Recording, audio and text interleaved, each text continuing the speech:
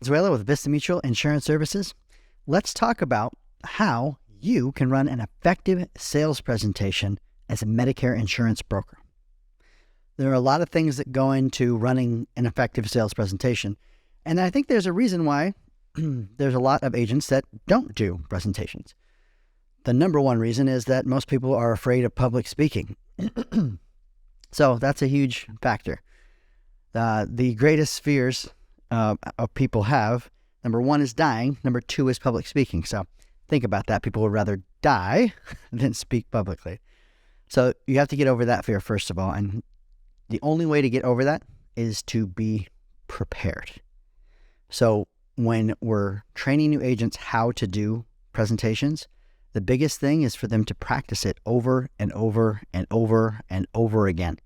Make a lot of mistakes, present in front of a lot of different people, and get some feedback, and then know that you're prepared when you're about to go do a presentation. So one of the biggest things is preparation. You need to know the plans in and out. There should not be a question that you can't answer. Now, sometimes that'll come up, just a weird, random question that somebody has that is very hard to answer. We never want to assume on those types of questions, right? So we'll tell them we don't know and we'll get back to you. We'll find the answer. But there shouldn't be many of those that come up during a presentation that you don't know specifically. So read the materials, do the research, act like a client, go on their website, learn all of the ancillary vendors. So if someone has a question like, well, what's the mail order pharmacy? You'll know it right off the top of your head, which then makes sure that they know that you are the expert of the plan. Every time that we hesitate or say, well, I don't know, or these things can lead to mistrust from the client. So we want to be concise and we want to be accurate. So study, practice, practice, practice. Now, you also want to show up to your venue, the place that you're giving the presentation, about an hour early. Seniors like to get there early. So you're going to need some time to set up everything, put all your materials down. If you have food that's going on or drinks, you want to make sure that that is all ready to go about a half an hour before people walk in, because they will start walking in about a half an hour before. Sometimes this is the only thing they're going to do that day. So they can be excited, and it also gives you time to sit with them and talk with them when they come into the meeting a little bit early, so you can build some rapport. Now, you want to have all your materials ready, right? Now, it's not a requirement that you give people plan materials, and we've tried it many different ways, withholding the plan materials until the actual presentation so that people don't, sift through it and try to find out the information beforehand, and just leave because they've already read it, or giving it to them and having them read it along with us. Using those different methods, I think that we found that having all the materials on the table for them is a better way to go about it. Now, some people will really read ahead, some people won't, but having it there for them so that they can follow along and mark off things and even write questions down as they go, we find really works well. So have all your materials, have your card, have your permission to contact form. That's the form that a client will fill out that gives you permission to contact them. Without that, you cannot contact them. And then also have a scope of appointment forms, because some people will want to set up appointments to further discuss their individual situation and not necessarily sign up directly at that meeting. So you want to have all that on the table, be there an hour early, and then you're going to want to ask people to hold questions until the end of the meeting. Now, it's important that you do this because we're going to give a full compliant presentation. We're going to go over all of the plan benefits and ancillary benefits that exist in the summary of benefits, right? So we want to make sure that they know that their question will most likely be answered during the presentation. And if not, we're going to have a question and answer period after. So as we're going through, write your question down. And if it gets answered, check it off. And if it doesn't, we'll get back to it at the end of the presentation. This will help your flow just go a little bit smoother throughout, so you're not constantly being interrupted. And we also want to make sure that they know that those questions should be for the good of the group. Sometimes there are very specific individualized questions like, is this doctor in this network? That is good for you, but it's not really good for the group. So you can set up an individual appointment for you to discuss those types of questions. Make sure your questions are for the good of the group. Now, you also have to understand all of the rules and regulations set out by CMS, right? So there are many of these, and this is not what this video is necessarily about, but you need to understand these. They're part of your training programs for most of the carriers and the AHIP training program that you do. It states a lot of different things that can and cannot be done at meetings. So make sure that you're very aware and of any new regulations that have come out. There will be more videos that we put out about these regulations, but you just need to know them before you step on and make a presentation. Now, you'll want to also explain to them that they are a protected class of citizen. You know, they have that permission to contact form right in front of them. They don't have to fill it out. It's completely optional. And if they don't, no one will be contacting them. It's important. Now, we know that this happens, but technically, we cannot contact a Medicare recipient unless they've given us express permission to do so. Now, that form gives us that permission. So during the opening parts of our presentation, we state this: you are a protected class of citizen. People should not be calling you without your express permission, and that's what that piece of paper gives me. So if you would like me to contact you after this meeting, please fill out that form. It's important to have that silence right there. That silence denotes that there's something that they need to do now. Without that silence, us just moving on, they wouldn't fill out that form. So make sure that you pause there, say nothing, and wait for pens to get in the hands to start filling stuff out. You're going to want to do this a couple times throughout the presentation. Usually when you make a good point or when you talk about how an insurance agent can help compare these things, you'll want to, again, point to that permission to contact form so that we can have a way to follow up with them afterwards. We also want to go, in the beginning of the meeting, we want to go over a brief understanding of original Medicare, kind of what Medicare Part A and Part B is, basics, not in depth, and also what a Medicare Advantage plan is compared to a Medicare Supplement plan. Now, usually these meetings are going to be for Medicare Advantage, so we want to separate them from Medicare Supplements by telling them the difference. And then we go into the full plan benefits. And when I say full, I mean full. There is not a benefit in that booklet that we're going to skip over. We're going to go from A to B, showing you everything that's involved and showing you the prescription drug program as well. We are going to have a story about each one of these benefits. Not to necessarily say that you have to say that story every single time, but when a benefit comes up that you really want to hit home, you want to use a story. And those stories, we want to put the client into them. So let's say we're talking about a hospital stay. And we say, there's two ways to say it, right? Well, a hospital stay is going to cost you $290 a day for days 1 through 4. And then you could just move on. Or you could tell a story about that benefit to help them better understand. So a hospital, when you stay the night in the hospital, so let's say you go into your doctor or you're just feeling really bad and you say, you know what, I have something going on, and you go into the emergency room. That's usually where you're going to go first. The emergency room says, you know what, you're a little bit too sick, you need to go to the hospital. Well, this plan is going to waive your emergency room fee, and then you're going to pay $290 per day per night that you're in the hospital. Now that $290 is going to cover everything that happens in the hospital while you're there. So if you spend another night, you'll spend another $290. But you'll only spend it until the 4th night, and after that, even if you're in for the rest of the year, you're not going to pay anything else out of your pocket for that hospital stay. So one way was telling, the other was explaining with a story. It's going to help them better digest it, understand it more, and then also they put themselves in the story, which means that they think that they have the plan already, and that helps with the closing process as well.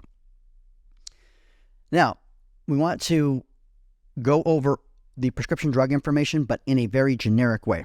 Again, this is a point where we can tell them that you would like, if you'd like to, you can set up an appointment with me and I can go over all of your individual medications. But on a basic level, this is how the prescription drug plan works. It has a tiered system, whatever tiers it is, 1 through 5, 1 through 7. Tell them that, and then tell them the copayments for each tier. Then again, state, if you'd like to look up your individual medications, we can do that. We have the formularies. We can do that here today before you enroll, or you can set up an appointment and we can go over those as well. You want to do the same thing with their providers, because there will be questions like, is my doctor in this network? Now, if it's a general answer, like we know this plan has this network of doctors, we can say, yes, this plan has this network of doctors. And if your doctor is a part of that network, they have 100% of it, so you're usually good to go. We still want to verify that by looking it up for you, but you're probably okay.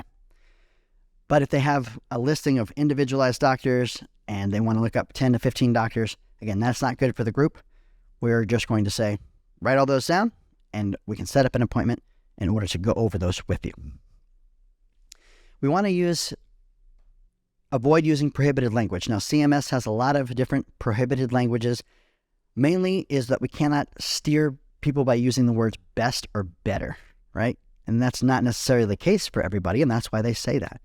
The word best is a subjective opinion, and so we can't use it. So you can't say, this is the best plan that's offered in this area. You can use factual information to describe things. This plan has the lowest maximum out-of-pocket in the county. This plan has the lowest or highest over-the-counter benefit, all these types of things. But it has to be based on fact, and you have to be able to show and prove that fact, usually with a CMS-approved marketing document. This is another big thing. You can never use your own materials in order to present. You can never use a comparison grid that you made yourself to present two plans. It has to be plan-approved or CMS-approved materials. You could use some things from CMS.gov, though, if you wanted to, or Medicare.gov. It's important, too, that we provide precise and accurate information. This goes back to practicing and knowing your plan. So we really want you to know the plan. We want you to practice it a lot. And then once you have it all down, don't use complicated language in order to explain it. You know, most people read at a 3 to 5th grade level. So we want to allow them to digest the information without feeling overwhelmed. We don't want to use a lot of acronyms. If we ever use an acronym, we want to spell out what the acronym is before we use it. And then every time we use it, spell it out again. Because we often get in this area or space that we're insurance agents and we just know this stuff and it comes off of our tongue. And we speak with other insurance agents that also know the jargon and terminology, but we really have to dumb it down to the smallest levels for people. It makes no sense just to make yourself sound smarter, right? If you can say it in 3 words, what you can say in 10, say it in 3. And if you can use smaller words, use smaller words. If you can use an analogy that makes it easier or makes more sense for people, do that. So make sure that it's clear, concise, and simple. Now, we want to be aware of all CMS guidelines when giving a presentation, because there are certain things that we must go over, certain tenets that we have to hit. And there are these people called secret shoppers that work for Medicare and the carriers that will come out and they have a checklist and they'll check off all the things that you're supposed to hit. Now, there's some agents that'll grab that checklist and just hit those topics before they give their presentation. I think that this leads to a kind of disassembled and erratic presentation. So we like things to be precise and simple and easy and flow really well. So we hit all these points during our presentation. Some of these could be prior authorization or medication therapy management. These are things that we must go over in a presentation. And also networks and referrals and the requirement for that if it's an HMO. So you have to know those requirements and you have to hit them. This goes back to practice and practicing with someone that also knows what they're doing so that they can correct those minor things that you're doing. You also want to be personable, right? You can't just sit up there and present a very dry presentation. If you can add a joke or some levity in places where it's appropriate and get them on your side and having a conversation really rather than just sitting there listening to boring insurance stuff, it's going to be much better for you, which is again why we use stories to kind of liven things up and put them in the place of having the insurance already. Now, we want to make sure that we answer any questions from the attendees, right? So at the point that you're about to close down your presentation, you're wrapping up everything saying, okay, here's what we just talked about, giving a small overview. It has this, this, this, and this. Now I'm going to open it up to questions. So if any of your questions weren't answered during the presentation, please ask them now. You'll want to let everybody ask as many questions as they want. Now, sometimes this isn't possible due to time constraints. So if that is something that happens, you'll want to say 2 questions before you're going to shut it down. These are the last 2 questions I'm going to take. just for time purposes, and then we can walk out and talk to them individually to answer their questions. Remind them again, the questions should be for the good of the group. If you get a question that is not, that's individual, point back to, I'll talk to you directly after, or we can set up an appointment to go over your individual needs. This will also help you close more sales. And we want to make sure that we provide next steps. Usually when we wrap up a presentation, at the end of the Q&A, we say, here is the application for this plan. Now this, of course, you have to be in an enrollment period between October 15th and December 7th, or if you're just doing this for people that are aging in, that could happen too. But we want to tell them, if you have any kind of small inkling that you're going to apply for this plan, I want to show you how to fill out this application. It has a lot of different things on it, but I can get you through it in about 5 minutes. And as a group, we go through the application. A couple things will happen when you do this. One, the people that are very interested in signing up will open up that application and start filling it out. The ones that aren't, or just came for the information, or maybe don't like you, will close that booklet, put their pen on top, and sit with their arms crossed. Or possibly even just leave, right? So you have two things there. One, you've identified people that are definitely interested. Two, you've identified people that are definitely not. And then you have the ones that'll kind of just sit there not knowing what to do. We want to just get through the first page of the app because we're identifying the people that really want to enroll. Then we tell them we're going to come around and check your work. As we come around and check their work, we're going to say, well, looks like you've done everything correctly. If you'd like to sign up for this plan, I just have to put a couple more things on this application. You can be done. This decision can be over. I'll take this with me and process it tonight for you. Or we have business reply envelopes. So I'll fill this application completely out for you. Make sure that all the T's are crossed, all the I's are dotted, and then I'll give it to you.